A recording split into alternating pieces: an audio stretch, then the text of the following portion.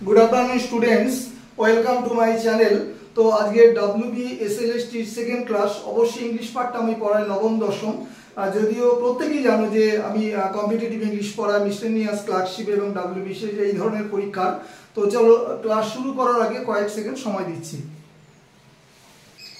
Class শুরু করছি। This is Sushant sir. WBSLST ইংলিশের উপর যে ক্লাস ফর্ম ফিল আপ শুরু হয়ে গেছে এবং প্রত্যেকেই প্রিপারেশন শুরু করে দিয়েছে। 2016 থেকে যারা ওয়েট করছে তারা তো প্রিপারেশন নিচ্ছে দীর্ঘ 9 বছর ধরে, আর বিগিনার যারা আছে তারা তো অবশ্যই প্রিপারেশন নিচ্ছে। যদি কারো মানে কোচিং এর প্রয়োজন হয় অনলাইনে অবশ্যই পড়াই আমি কন্ট্যাক্ট করতে পারো। চলো ক্লাস শুরু করি। কি বলেছে প্রথমটা অবশ্যই শর্ট স্টোরি থেকে, 4টে শর্ট স্টোরি আছে। ইন দ্য লেগুন, লেগুন গল্পে জোসেফ কনরাডের লেখা which bird is noticed in the sky when Diamelen dies, অর্থাৎ এই গল্পের নায়িকা ডায়ামেলন যখন মারা যান, মারা যাওয়ার পূর্ব মুহূর্তে কোন পাখিটা তিনি আকাশে নোটিস করেছিলেন, লক্ষ্য করেছিলেন? কাইট, ইগল, হক, ভলচার। ঠিক আছে, এটা চিল, ইগল, বাজ পাখি, শকুন। তাহলে এখানে সঠিক আনসার কোনটা নেবে? সঠিক আনসার নেবে ইগল। ঠিক আছে, খুঁটিয়ে খুঁটিয়ে টেক্সট পড়বে। টেক্সট পড়তে যদি কোনো অসুবিধা হয় রেফারেন্স বই থেকে দেবে, বাংলাটা আগে পড়ে নেবে। সে তুমি পোয়েম পড়ো বা ছোট গল্প পড়ো বা এসে পড়ো বা প্লে পড়ো। এবং বলে নেওয়া ভালো যে বিভিন্ন বই বাজারে কিন্তু ছড়িয়ে পড়েছে।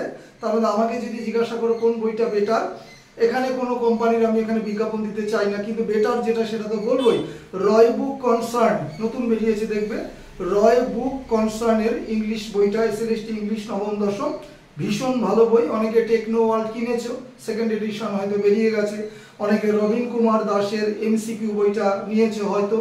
আর তপতি পাবলিশার্স বা অন্যান্য যেগুলো বেরিয়েছে ওগুলো সত্যি কথা বলতে কি পাতে দেওয়ার মতো না, মোটামুটি অর্ডিনারি। হ্যাঁ, যাই হোক, অর্ডিনারি মোটামুটি হবে একটা কিছু। 2 নম্বর দেখো, এটা এরর কারেকশন, এটা কম্পিটিটিভেও থাকে। Kalidas is called a Shakespeare of India, অর্থাৎ একই গুণ সম্পন্ন, একই গুণ, তাহলে একই গুণ সম্পন্ন দুজন ব্যক্তির মধ্যে যদি কম্প্যারিজন হয়, যার সাথে তুলনা করা হচ্ছে তার আগে কিন্তু দা বসে। আমরা প্রত্যেকে জানি প্রপার নাউনের আগে দা বসে না, কিন্তু এরকম সিচুয়েশনে কিন্তু কার সাথে তুলনা করা হচ্ছে? শেক্সপিয়ারের সাথে তুলনা করা হচ্ছে।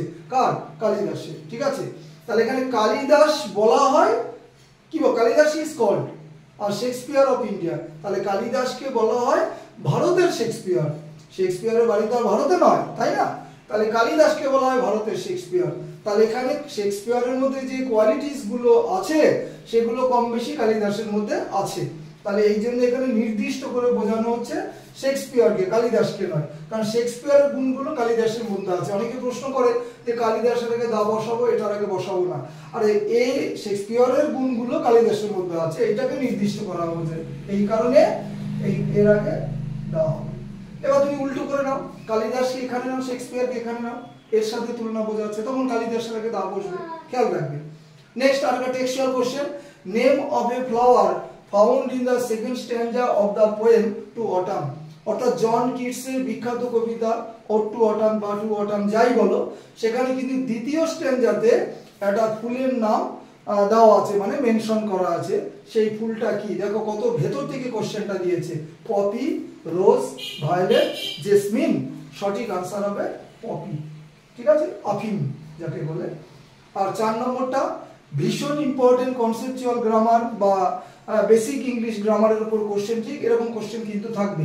হি is the man I saw, বলছি in this sentence the relative pronoun, স্পেসের কারণে সংক্ষেপে লিখেছে আর পি মানে রিলেটিভ, আর মানে রিলেটিভ, পি মানে প্রোনাউন।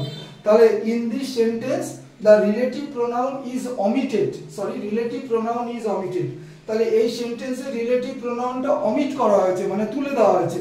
ইজ সেটা হয় কি, সেটা হু, হুম, দ্যাট, হুইচ। তাহলে ভালো করে বোঝো, হি ইজ দ্য ম্যান, তিনি হলেন লোকটি। তারপরে কি? আই স, আমি দেখেছিলাম। কাকে দেখেছিলে তুমি? তুমি সেই লোকটিকে দেখেছিলে। তাহলে যাকে তাকে বোঝাতে এখানে কি আসবে? হুম। আর সত্যি কথা বলতে কি, এই ম্যান হচ্ছে প্রাণীবাচক শব্দ, এর সাথে হু আর হুম আসে, বাদ বাকি দুটো এমনি আসে না। তাহলে এখানে সেন্স বোঝাচ্ছে যাকে তাকে, অবজেক্টিভ, অবজেক্ট। কাকে? লোকটিকে, ঠিক আছে। আর যিনি তিনি সাবজেক্টিভ, তখন কিন্তু আসবে হু। তাহলে যাকে তাকে বোঝাচ্ছে, যে হলো হুম ম্যানের পাশে বসবে, ঠিক আছে।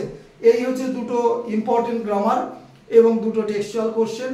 4টে 5টা এমসিকিউ করে কিছুই হবে না আমি জানি, কিন্তু প্রতিদিনই চেষ্টা করব ক্লাসগুলো দেওয়ার। এবং টেক্সটের ক্লাস খুব শীঘ্রই শুরু করব, দেখি কোনটা কোনটা দিয়ে শুরু করা যায়। ক্লাস শেষ করছি।